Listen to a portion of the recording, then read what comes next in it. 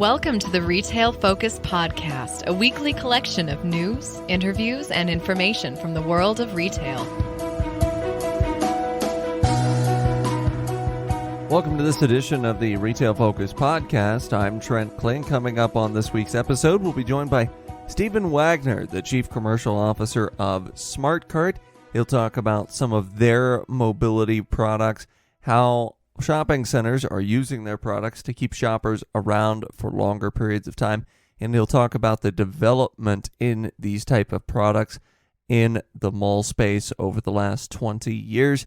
In news, Grocery Outlet comes through with a solid quarter, but more importantly, they detail some of their SKU count developments and their plans for expansion a little bit further, and we'll look ahead at basket thefts in retail as more bag ordinances or one-use bag ordinances go into place throughout the country. A quick reminder that you can check us out on social media at Retail Podcast on Twitter and Instagram. I know Leighton posted some pictures from my recent trip to the first ever JCPenney store in Kemmerer, Wyoming. This store, well, in theory, was the first ever, but the original burned down. The second store was moved, and so the store that they call their mother store was actually built in 1929 and finished there, but you can see pictures of the pulley that was used to transport money to and from the office for each transaction. Also, the original cash register, JCPenney's original outfit, in fact, was preserved in the store, and it's kind of like half working store, half museum. What's interesting, I thought, was the fact that JCPenney actually provides a lot of historical information to the employees. So unlike most JCPenney locations, the employees there have to know quite a bit about the history of the company, about the history of the store, and some idiosyncrasies of the location, like which items are original to the location. In talking to store staff there, they said about 50% actually of their store traffic is there because it is the first JCPenney store, and they're just driving through and stopping in to see it. The other half are maybe local shoppers that are there, but the positive for them is the fact that that store, at least as far as they are told, will remain open as long as all the other JCPenney stores remain open throughout the country. They said they have promises from corporate that it will be the last store to close, as it is kind of a working museum. So that's very interesting if you get a chance to visit Kemmerer, Wyoming, which it's not really in the way of much. It's in far western Wyoming in kind of a rural area, but if you do get the chance to visit, I do recommend checking it out if you like retail like we do. All right, let's jump into Grocery Outlet. We discussed their eastern expansion and a recent looking ahead, talking a little bit about their mid-Atlantic plans, but they released earnings on Tuesday, August 9th that gave us a further view into how the inflationary landscape may be affecting them and how their East Coast stores are doing in actuality. Quick primer for those who may not be aware, because they are kind of skipping through the middle of the country. They're not in every market, of course, but Grocery Outlet is a chain run by independent operators in a franchise-type model, but the company itself does the majority of the buying for these independent operators or on their behalf, especially as it pertains to their off-price items. Each Grocery Outlet store is a mix of off-price items and everyday products, similar to what you would see, I think, in a Big Lots maybe 15 to 20 years ago in the 2000s. Most Grocery Outlet stores I've been in are about 50-50, it seems, with more of those overstock type products or off-price items in the center of the store. But it does vary based on location. They have a significant fresh selection, both produce and meat, and this fresh selection has become more substantial over time. They have well-publicized relationships as well with major brands. In fact, logos of a lot of major CPGs adorn their investor relations page in the background. Currently, their store base is largely along the West Coast, but they expanded to Pennsylvania a few years back, and as mentioned before on the show, they're attempting to expand further in the mid-Atlantic region. As of this latest quarter, they have 425 stores, and those were located across California, Washington, Oregon, Idaho, and Nevada in the West. And then over on the east, you have Pennsylvania with the majority of their eastern stores, but also newer stores in New Jersey and Maryland. They added 7 total stores in this most recent quarter alone. Note that their store count has grown by quite a bit, nearly 30% in the last 3 years, during a time in which a lot of grocers slowed that brick and mortar expansion due to the pandemic or maybe investments in e-commerce, but also construction, supply chain issues. None of these things has slowed grocery outlets' brick and mortar expansion down. Their overall target across the country, looking long-term, is 4,800 stores, but there's no set timeline other than their aspirations for about 10% store count growth yearly. So they want the store chain to be over 10 times larger than what it is currently. But again, this growth figures to be managed over time. Now, given their rapid expansion, an increase of top-line revenue was to be expected for this most recent quarter, and that's exactly what was delivered. They saw net sales increase by 15.7% in the quarter to $897.7 million. But expansion was not the only source of revenue for Grocery Outlet, as their comps were extremely impressive compared to their regular grocery brethren. In the rest of grocery, we've seen comps mildly positive by single digits, or in some cases negative by single digits.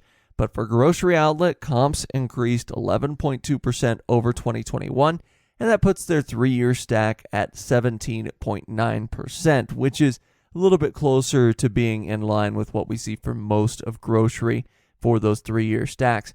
Comps were up as a result of both traffic and ticket increases. Also, comps saw strength across nearly all product categories and were up despite the age of any individual store. Essentially, their older stores, or their original stores, saw just as much in the way of sales gains as their newer stores did, although some of the newer stores in the eastern region comped out especially well. Their mid-Atlantic stores did outperform the company average when it came to comps.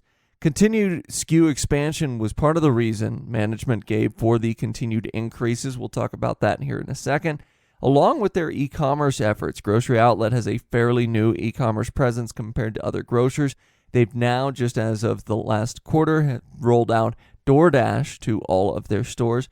In-stocks were also up for them year over year, so kind of a perfect storm, plus people looking for better deals in the marketplace. As a result, they saw traffic increases throughout their store operations, and as could be expected, these sales gains, both top line and comp sales gains, were leveraged into adjusted net income gains of 23.6%.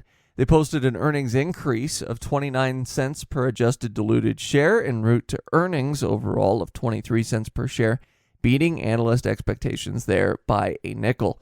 Inflation was mentioned pretty much immediately in their prepared release. It was mentioned a ton on the call. They were asked a ton about it by analysts. And Eric Lindbergh, their CEO, noted that the inflationary environment was driving customers to attempt to stretch their budgets, and as a result, driving customers through their doors. Comps indeed outperformed most inflationary metrics for food during the course of the last year, and their solid second quarter led to the company revising their full-year expectations. The company actually bumped up comp expectations for the full year up to increases of 8 to 8.5% across their store chain versus 5.5 to 6.5% increases that had previously been expected for the full year prior to this quarter's results coming out. And CapEx is expected to remain steady for them. Margins likely to remain steady as well. So inflationary impacts not striking those margins for Grocery Outlet. As a result, they project those better than expected comps to contribute an extra 3 to 5% in earnings per share versus their prior forecast. Of course, to meet Grocery Outlet's ambitious plans for continued growth, they require additional independent operators to run the new stores plan, and this was a large topic of conversation on the call when we talk about them wanting to increase store count by 10% yearly to the point where they have over 4,000 locations in the U.S. eventually. Of course, with those independent operators out there, you have to recruit more of them in this type of model. Now, they don't call it a franchise model, but They're big about specifying that these are independent operators, and the focus for them is training and recruiting more of these independent operators, or IOs as they call them. They say their current pipeline of, and I quote, aspiring operators in training, or what they call in shorthand at the company, AOTs, is significant. Interest continues to be high in their path to ownership programs. And this isn't unlike the programs in place at many QSRs. I think Domino's would be one of the first to mention there, that provide a path to ownership for both current employees and also outside parties that are wanting to kind of get into the operations part of the business. Their AOT programs at grocery outlet begin with a selection process. In essence, not just everyone off the street can run a grocery outlet. Obviously, there are some financial stress tests as well that go on the back end.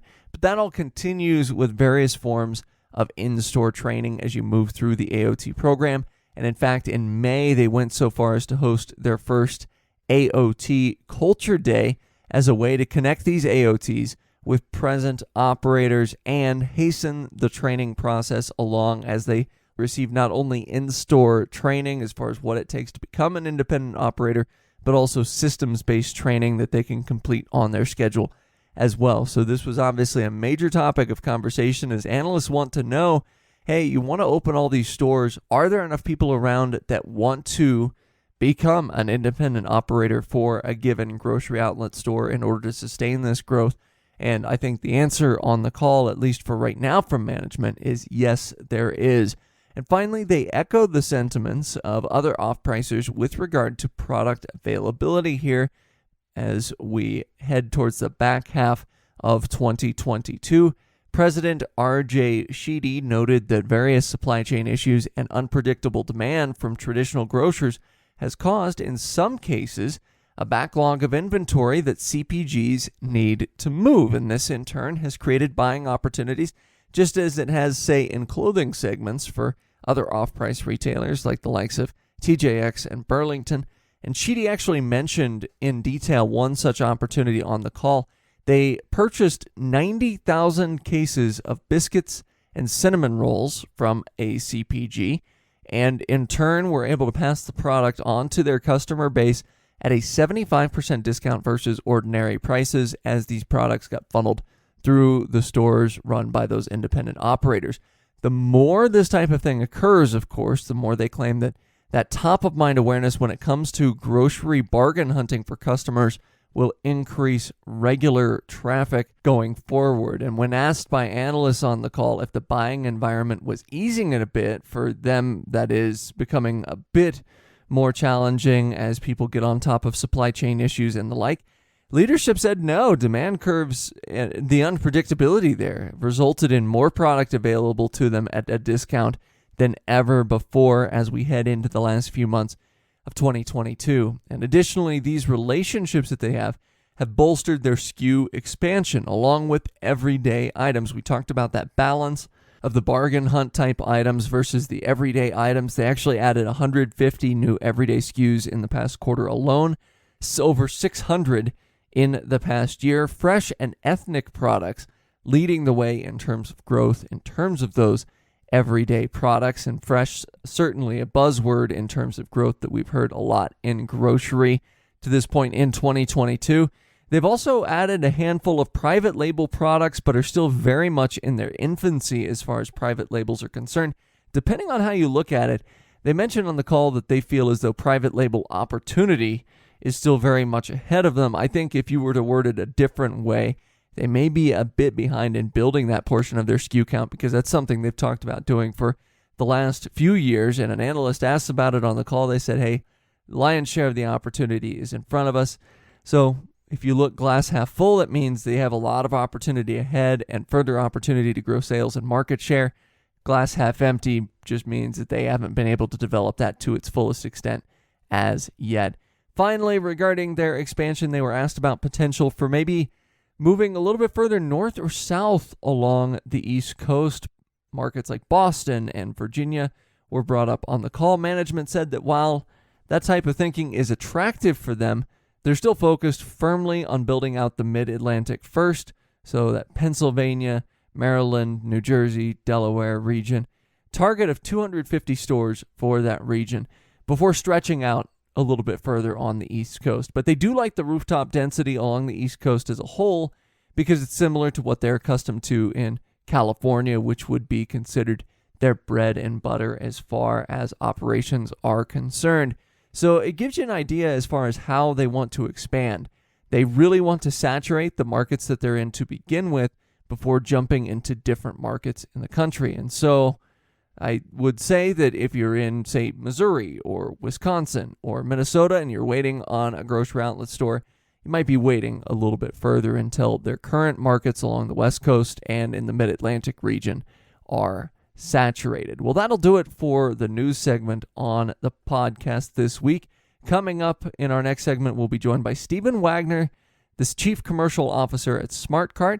We'll talk about some of their mobility products, some of their products designed to keep people in shopping centers for longer periods of time, how those are administered, and some things that may not meet the eye as far as making sure these products get into these shopping centers and are maintained appropriately.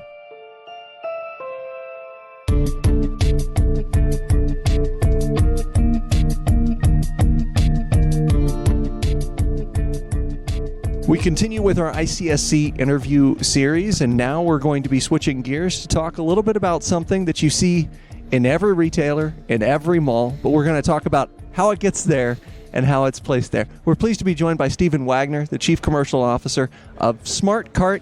If you've been to any airport in the country, you've probably seen a Smartcart before for luggage, but we'll talk about some of their services for retail. Steven, thank you so much for joining us today. Yeah, great. Thanks for having me. So, just as a kind of an establishment, I know we talk about airports a lot when it comes to Smartcart, but what are some of the retail services that you offer? Sure. So, yeah, as you mentioned, very common to see us in the airport space, but we've actually been a leader in the retail space for about 30 years now. So Strollers has been around for almost 30 years now in properties, and we also do massage chairs. We've been in that business for about 15 years. We also do electronic lockers, ECVs, wheelchairs, a number of different services for malls. So let's focus on the stroller part of it. For those that don't know much about the stroller space within a mall, how has that changed since you've become a player in the space? Yeah, not too much, to be honest with you. There's always a new 3-year-old. It's kind of what we say. So there's new people kind of coming through constantly. There's been a lot of change as far as how customers interact with our product and also just kind of general family makeup. 30 years ago when we got into it, there was not as many opportunities to get second-hand strollers, for example. So more people needed a stroller at the time because maybe they only owned one. Now you can go to Facebook Marketplace or eBay or wherever. Everyone's got them in their trunk. So that has changed just a little bit. We have to create a product that actually wants to draw kids in and is different than the stroller that they have at their house or the umbrella stroller that they have in their trunk. So we have to make it fun and exciting for the kid, who we found more recently is actually the driver of the decision to rent a stroller than the parent. The parent wants to just not, dealt with the hassle and be halfway through their shopping trip and be like, oh, now I have to carry my kid around as well as my bags of stuff. But it seems like it's more the kid now who they come through the door and they go, that looks cool, and just hops in it. And they want to drive it. And we see a lot of times that the parent's like, okay, sure, it's entertainment for the kid. And they're actually the ones who are purchasing the stroller now. And there's a lot that goes into the design of it. If you look at the strollers that are available out there, some are hammock style, some look like a race car, some have tablets built in. In terms of technological developments, what are some things that you've kind of integrated to make sure that that kid who's in essence purchasing the cart because they're driving the decision is visually attracted to that stroller? That's exactly it. It's making it look cool and fun. And we've done a couple different things. Our kind of bread and butter one is our Smart Wheels product, which looks like a race car, has a steering wheel and everything. But you're right, we did a lot of things with the tablet. So that was a new innovation that we did almost 10 years ago now, where we integrated a tablet into the stroller. So the kids had something to do. Speaking of how things change, though, almost everyone has a phone and tablet now. So that phased out quicker than we thought it would. And now it's about trying to just grab their attention with something that looks fun and cool. They want to drive it. They want to touch buttons. There has to be stuff for them to touch and feel while they're in the mall for hours. And I think one other thing that probably doesn't occur to people that just walk by and see strollers in the mall, there are a few different ways that property managers can go about placing these. They can be, as I understand it, passive revenue streams. They can also be essentially run by Smartcart if you wanted to. So what are some of the dynamics in terms of financially, as those property managers are making decisions for those, how they determine which route they go? Yeah, for the most part, we do concession. So we're the ones who are putting all the investment into the property and operating it. We do have a few locations that decide to buy it. There is complications in that. Mall groups in general don't want to deal with the hassle of it. They get lost, they get stolen, you have to deal with credit card payments and PCI compliance and all sorts of different things that really don't make a whole lot of sense for mall groups to get involved with.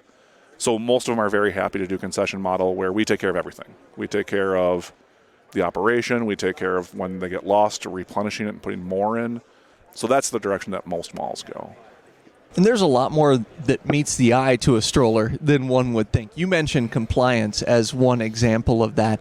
From the outside looking in, what's one thing that maybe doesn't occur to people about, say, a mall stroller that is very, very important from the inside? Yeah, for the stroller part of it, child safety is huge.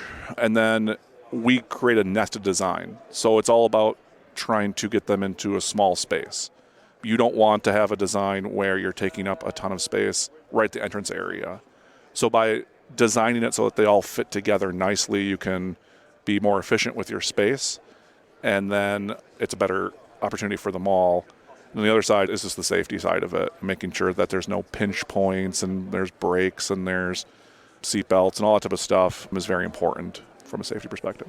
So let's pivot now and talk about some of your mobility solutions. We're here at the booth. We've got a couple of those here. So again, kind of the same thing with the stroller. It's something that maybe a lot of people don't think about if they don't use it. But what's the importance from a retailer or property manager's perspective to make sure that people that need those mobility solutions are well taken care of? Yeah, each mall handles it differently, and as there's less guest service areas now in malls than there used to be, so it used to be something that was kind of provided. And now I think malls have to rethink about it because they don't have those information desks and guest service areas where they're able to hand out wheelchairs and ECVs. We do it in two different ways. One would be a concession, so someone has to rent the product as they go around the property. The other one would be where the mall offers it free for their guests. And the goal is to allow them to spend as much time in the mall as possible. And really that's kind of how all of our products work, is you're just trying to keep them there. And if their legs are tired, they're tired because they need a massage, their kids are complaining, all of that stuff is really just trying to enhance the experience so people can stay there as long as possible.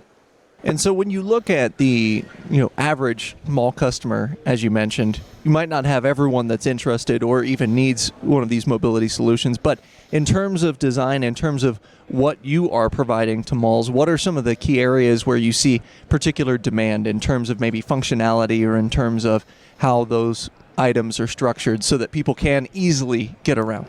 It's about placement a lot of times. So what we're working on is trying to find where it's the easiest place where people can get this product and use it throughout the day and also return it properly. So some of our large malls, it's where bus stops are or where other people may come in.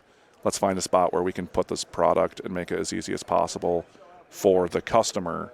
Smartcart is mostly in the background on all this stuff. We take care of the maintenance and make sure it's working, but it's really trying to work in partnership with the malls on that. We talk about maintenance. What type of maintenance does a stroller or mobility solution entail, and what's the life cycle on these products? It's more than you think, right? You take a look at a stroller and you say, we try to make it as bulletproof as possible, but there's a lot that goes into it. We spend a lot of time researching, the casters and the wheels and making sure that it's rolling smooth. And again, with the safety pieces, you have to make sure all the seat belts and everything are working. From the stroller side, it's a little bit different. It's about cleanliness. There's goldfish crackers and juice and all that type of stuff, and unfortunately some other things that I don't want to get into that end up in the strollers. It's about keeping those clean. And especially now in a post-COVID world, that's a very important piece where our people are going around making sure we do some deep cleaning. We take them out, we power wash them. We have to do a number of things to make sure that they're clean and sanitary. For the ECV, it's a little bit simpler, honestly, and it seems like it'd be more difficult because it's a electronic wheelchair, but it's well designed and we can go in and fix, individual pieces as they come up. But we've got a national network, so we're going through all the malls on at least a weekly basis to make sure that everything is up and running and clean and working properly. And it doesn't surprise me that children are destructive by nature. That's kind of how it works. When COVID did hit, March 2020, what was that acceleration like for you guys at Smartcart, and what were some of the conversations that you necessarily had to have about cleanliness, about maybe ramping up, not just in terms of your scheduling and that type of thing, but also in terms of conveying that message to your stakeholders, to the malls, and to the ultimate customers at the end? Yeah, it was a complicated time, right? And, we're diversified, but we're diversified in a lot of areas that require large groups of people, right? Airports, theme parks, malls, all of that, was shut down and had to be rethought of. The first hurdle was really just getting them turned back on, because a lot of times, even when the malls were reopening, they're like, it's a touch point. We're not really sure how this spreads. At the time it was thought of, right? Handles and all that type of stuff was how it was spreading. We didn't know it was airborne at the time. And even when we did find out it was airborne, we adjust slowly, as a society, and people were still washing groceries, right? So it took a while to get to that point. We did a number of things, adding wipes to our kiosks so people could do it themselves, because we just simply can't be there and washing all of the handlebars after every use. So we had to work really closely with the mall groups in our airports, figuring out different ways that we could allow people to self-clean it by having those wipes and other things that they could do to the handlebars before they used it. So by the same token, we've got this massage chair over here. What type of cadence did you see as far as people maybe returning to be okay to use a massage chair in a public place? How comfortable were people in terms of getting back to that over the last couple of years? Surprisingly, they came back fast. And I don't know if it's just who uses our products or if it's just people were over it by the time, got around to it, and people were just excited to go out and do stuff. But the business has been really healthy. People have been very resilient and using products. I think our capture rate's probably higher than it used to be. And maybe it's just who's coming into the malls and who's not now. But we've been pleasantly surprised at how fast people are coming back and using all of our products across the board, whether it's strollers, massage chairs, luggage carts, lockers, all that stuff. People are looking for those experiences. And we're a small part of that. We understand that. But as they're coming back to all of these different properties, they are willing to use any of the products, it seems like. So now let's look ahead. Over the next 3 to 5 years, as someone, again, that deals in this space on a day-to-day basis, what excites you about the next 3 to 5 years worth of development in terms of improving people's experiences when they're in these public places? I think COVID gave a chance for everyone to kind of reset and reevaluate what was important. And we certainly did at Smartcart, but you see kind of industry-wide, right? Everyone had to take a step back and say, what's going to happen over the next 5 years? Because you have to prepare. You're trying to deal with the fire in front of you, but you're trying to set yourself up for the future. So it's exciting because everyone took a step back and had a strategy session. And it felt like, especially in the mall industry, it was struggling pre-COVID, right? And it almost seems like this was an opportunity for everyone to reset and say, how do we want to build our malls of the future? So for us, it got us an opportunity to build new products, new kiosks, new stroller. We're working on a new locker platform. There's a lot of things that we're working on because we had the opportunity to kind of take a step back instead of trying to deal with all the little fires that are going on a daily basis and say, how are you going to move forward? And what is the customer looking for? And it's tap to pay, and it's easy to use, and self-service, and that kind of fits with what we do. So I'm excited that how strong things have rebounded. I think people are more interested in experience. Once you're locked in the house for a year, it seems like people are quick to take vacations. They're going back to those type of things. They're going back to the mall. They're spending time there. They realize that's important. You don't just want to sit inside your house. Go and do stuff. So I think at the end of the day, it's really helped the mall industry because it's given a chance for everyone to take a new look at it. Well, it's fantastic insight. We appreciate the time. Once again, Steven Wagner, CCO at Smartcart. Thank you so much. Thank you.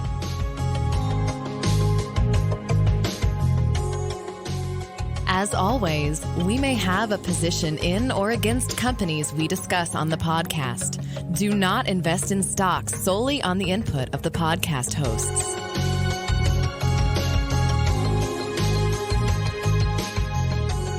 Well, we are appreciative of Steven Wagner joining us on the show, taking time out of his ICSC schedule back in May. And with that, draws to a close our ICSC interview series. We will be joined by those both with ICSC and adjacent to ICSC to talk a little bit about diversity in retail and diversity in retail real estate. Excited to hold those conversations, currently scheduled for September here on the podcast. Well, in our Looking Ahead segment, one thing that I think if you've traveled the country, if you've paid any attention to retail, that you're becoming cognizant of is the fact that we've seen certainly an uptick in the amount of regulation regarding single-use plastic bags, and for good reason. I think if you've ever gone to California, let's say, since a lot of their bag ordinances were passed, it's certainly a lot more convenient, at least for me, to pay the 10 or 20 or 30 cents for a multiple-use bag for a little bit sturdier bag than to get some of those single-use bags for free. And it forces me to think about certainly remembering those reusable bags from the car. I use the reusable bags as often as I possibly can. But even this last week, I mentioned I went to Wyoming, and Wyoming has passed similar ordinances there, where in some markets you don't have the option to get plastic bags at all. You can buy paper bags instead. Some other markets have multiple-use plastic bags that are available there for purchase. Well, New Jersey is one of those states that also enacted a ban on single-use plastic bags. They actually did this back in 2020, but the law was just enacted 3 months ago to give shoppers and retailers time to make adjustments on the back end. These new reusable bags that are offered by grocers can be retailed at a price of 33 cents a piece. It has had, however, unintended, maybe, consequences at grocers there, as grocers like ShopRite, for example, have seen an increase in the baskets in store, not the grocery carts necessarily, but the baskets leaving and not coming back. And this is happening both at ShopRite, Stop and Shop, and Acme, some other grocers in the New Jersey region. And this is a problem that has been reported here and again, both in New Jersey, but also in Wyoming, the very state that I had visited, to an extent also in Oregon, Connecticut, and Seattle, some other places where you've seen these bag ordinances be put into place. And according to the news website NJ.com, many of the stores that were contacted in the individual locations, the store manager said, hey, once we ran out of baskets, we decided not to order any more, because every time we would reorder baskets, more people would just leave with the baskets as a result of being charged the 33 cents for the plastic bags. So the reason I'm looking ahead is because we're likely to see more and more and more of these bag ordinances put into place. And like I said, I feel like just personally, there's good reason there. Obviously, the more we can reduce the reliance on single-use plastic bags, the better it is for everyone involved. However, people walking away with store baskets is not better. So are we going to see more retailers transition to maybe something a little bit more like an Aldi model, where you have to put in your quarter in the shopping cart and then you have to return that shopping cart to get your quarter back? If people are willing to take a store basket because of not wanting to pay for a 33-cent bag, maybe that quarter is incentive enough for Aldi. Do we see the disappearance of the store basket? And also, what kind of loss prevention measures will be put into place for those that would like to keep those baskets around? I know, for example, Kroger chains would love to keep those baskets around. Do you see use of the magnetic tags on them, maybe, to send those alarms off as they leave the store? What mechanisms do retailers put in place there to make it a little bit easier for customers to walk in and walk out? Now, obviously, some retailers, you think about warehouse clubs, they haven't ever had to worry about this, really, and it's just kind of common knowledge. Also, Aldi is another retailer where you look and they force you to have that quarter to put into the shopping cart, which you get back upon return of that shopping cart, but they've also been charging for bags for a very long time, and people there work around it, oftentimes bringing in their own shopping bags, using the boxes that are on the shelves. Will customers get used to this type of thing as these ordinances spread, in theory, throughout the country? Obviously, certain states will be slower to adopt these policies than others. Or will we see maybe an increased difficulty in terms of those shoppers who are actually using those baskets and need the baskets for convenience, being unable to use them and being forced to use shopping carts. What's that dynamic look like there for retailers on the back end? I think those handheld baskets have become such an icon in retail. It's hard to imagine them going away completely. But again, if you're seeing wholesale theft of these baskets, maybe you do see those go away. You see customers forced to use carts, or maybe forced to use their reusable shopping bags, which is oftentimes what I will do instead of using those handheld baskets. So I'm anxious to see, more than anything, not only how retailers respond to this, but also how customers respond to this, and in 10 years, what this dialogue looks like in terms of making things convenient in stores for their customers without also losing $8 to $10 every time a customer carries one of your baskets off with them and does not return them. Well, that'll do it for this edition of the Retail Focus podcast. For McKenna and Leighton working behind the scenes, I'm Trent Kling saying so long until the next podcast. We thank you very much for listening, and we look forward to joining you again soon. This has been the Retail Focus podcast. For more, visit our website at retailfocuspodcast.com and subscribe on iTunes or Stitcher. Follow us on Twitter at Retail Podcast.